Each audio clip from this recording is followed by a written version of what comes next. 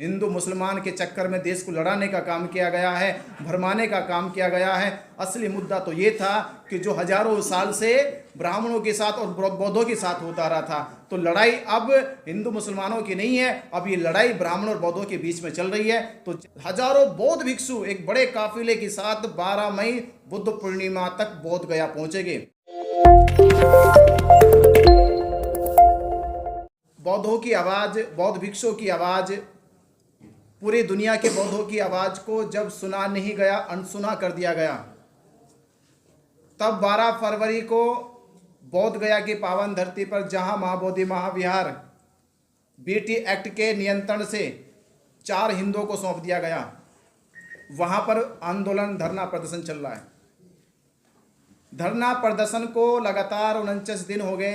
49 दिन के बाद भी प्रशासन अब तक उसने ये कोशिश नहीं करी है कि क्या मांग है, मांग पर समीक्षा की जाती, विचार किया जाता। गया प्रशासन ने, बिहार सरकार ने अब तक बौद्ध भिक्षुओं से मुलाकात तक नहीं करी। 49 दिन हो गए, नई मांग नहीं है, नया मुद्दा नहीं है, वर्षों पुराना मुद्दा है, ऐतिहासिक मुद्दा है, कानूनी मुद्दा है। ये कब्जे का मुद्दा नहीं कि नई कोई जमीन नई जमीन तलाश ली और उस पर कब्जे के लिए मांग करें। कब्जे की मांग नहीं है, ये बचाने की मांग है कि जो विश्व धरोहर है, वर्ल्ड हेरिटेज है। यूनेस्को ने भी कहा कि अब ये केवल बौद्धों की संपत्ति नहीं रही, बौद्धों का तीर्थस्थल नहीं रहा, ये पूरी दुनिया का स्थल बन चुका है, ये वर्ल्ड हेरिटेज हो गया। वर्ल्ड हेरिटेज होने के बाद केवल राज्य सरकार की जिम्मेदारी नहीं है, साथ साथ में केंद्र सरकार की भी पूरी जिम्मेदारी है कि केंद्र सरकार महाबोधि महाविहार के नियंत्रण को, उसकी सुरक्षा को, रक्षा को और उसकी गरिमा को देखे। पर सेंट्रल गवर्नमेंट ने, राज्य सरकार ने बिल्कुल भी उधर ध्यान नहीं दिया। उसके कारण वहां पंडे पुरोहितों ने आडंबर, पाखंड, अंधविश्वास करना शुरू कर दिया। क्या ये दिखाएंगे हम दुनिया को कि ये है हमारे पास वर्ल्ड हेरिटेज, जहां पर एक पंडा पुरोहित बैठकर मरे हुए लोगों का श्राद्ध कर रहा है, पत्थर का शिवलिंग बनाकर जल चढ़ा रहे? ये दिखाएंगे हम कि बुद्ध के दर्शन, जो विश्व वैज्ञानिक कहलाए, शांति का प्रतीक बने, करुणा का एक संदेश लेकर गए, क्या वो दिखाएंगे कि महाबोधि में महाविहार में आज क्या हो रहा है? तो जब 49 दिनों के बाद भी सरकार के कानों तक हमारी बात नहीं पहुंची, तो आंदोलन के 2 और आगे के चरण है। जो तीसरा चरण होता है रथ यात्राएं निकालना, कि जहां हम धरना प्रदर्शन एक जगह पर रह के कर रहे थे और लोग हमें दूर दूर से सपोर्ट कर रहे थे, अब हम लोगों के पास जाएंगे, उनका हाथ पकड़कर उनके गांव से, उनके शहर से, उनके राज्य से लेकर बोध गया 12 मई तक पहुंचेंगे हम लोग। तो हमने 14 अप्रैल बाबा साहब डॉक्टर अंबेडकर जी के जन्म दिवस से दलित प्रेरणा स्थल नोएडा से रथ यात्रा, पद यात्रा शुरू करने जा रहे हैं।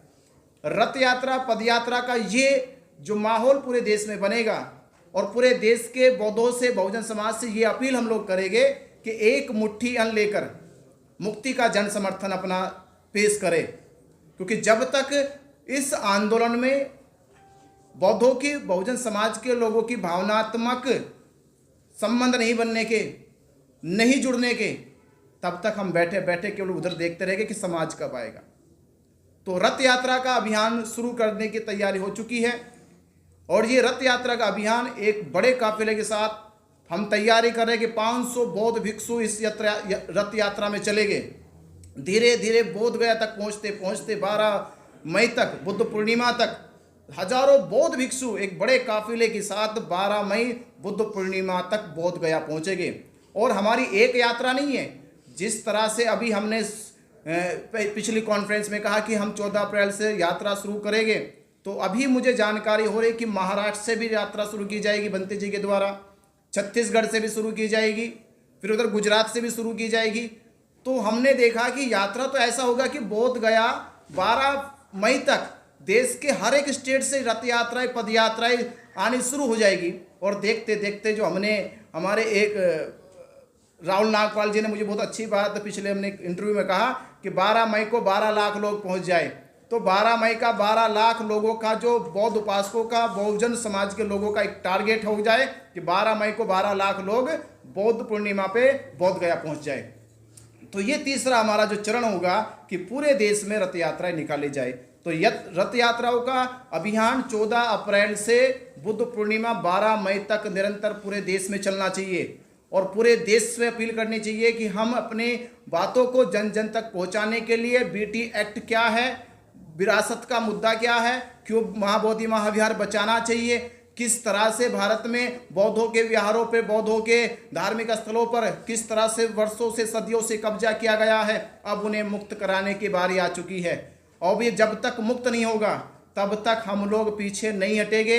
निरंतर इसी को अपने जीवन का संघर्ष मानकर, इसे जीवन का उद्देश्य मानकर हम इस पे आगे बढ़ते रहेंगे।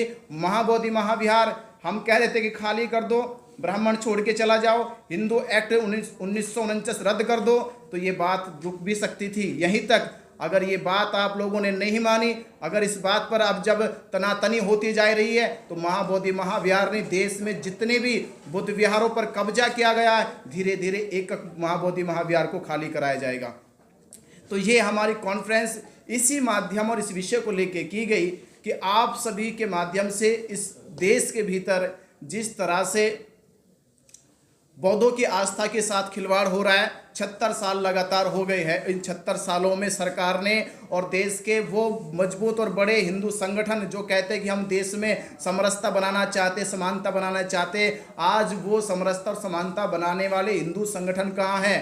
कहाँ है मोहन भागवत जो बार बार कहते हैं कि बौद्धों के लिए तो हमारा दरवाजे खुले हुए हैं, बौद्धों के लिए तो हम साथ साथ खड़े हैं। तो मोहन भागवत जी, आज आपका बयान क्यों नहीं आ रहा? 49 दिन से बौद्ध भिक्षु धरना पे बैठे हैं, 49 दिन से प्रतीक्षा कर रहे कि सरकार कुछ करे। देश के वो जो बड़े संगठन है, आरएसएस है, जो बार बार बुद्ध का नाम लेकर दुनिया में अपने आप को जो सम्मान पाने का जो काम करते हैं, तो कुछ सम्मान यहाँ बौद्ध भिक्षुओं को भी मिलना चाहिए, बौद्ध उपासकों को भी मिलना चाहिए, बौद्ध अनुयायियों को भी मिलना चाहिए। और आप लोगों को सबसे पहले पहल करनी चाहिए, क्योंकि आप लोग ही कहते आ रहे कि भारत में जब तक बुद्ध रहेंगे तब तक भारत रहेगा। तो बुद्ध की धरोहर को तो छीना जा रहा है, बुद्ध के महाबोधि महाविहार पे तो कब्जा कर लिया गया है। तो आप तो भारत रहेगा नहीं रहेगा, यहाँ बुद्ध विहार पहले आपने उसका पूरा का पूरी गरिमा, उसकी सभ्यता संस्कृति को छीन लिया है। तो इस मुहिम के तहत यही हम कह रहे हैं कि सरकार से भी और हिंदू संगठनों से भी कि जल्द से जल्द या तो आप लोग कोई ना कोई इस पे पहल करें, अन्यथा ये होगा कि देश के भीतर जो पूरे देश को केवल हिंदू मुसलमान के चक्कर में देश को लड़ाने का काम किया गया है, भरमाने का काम किया गया है। असली मुद्दा तो ये था कि जो हजारों साल से ब्राह्मणों के साथ और बौद्धों के साथ होता रहा था, तो लड़ाई अब हिंदू मुसलमानों की नहीं है, अब ये लड़ाई ब्राह्मण और बौद्धों के बीच में चल रही है। तो जल्द से जल्द समझ जाए, जो लोग बेटी एक्ट के तहत मंदिर में घुसे बैठे हैं और जो अब तक बेटी एक्ट को निरंतर उसको असंवैधानिक रूप से लागू करे बैठे हैं, उसको रद्द कर दे, अन्यथा यही होगा पूरे देश में कि बौद्ध और ब्राह्मण आमने सामने होंगे।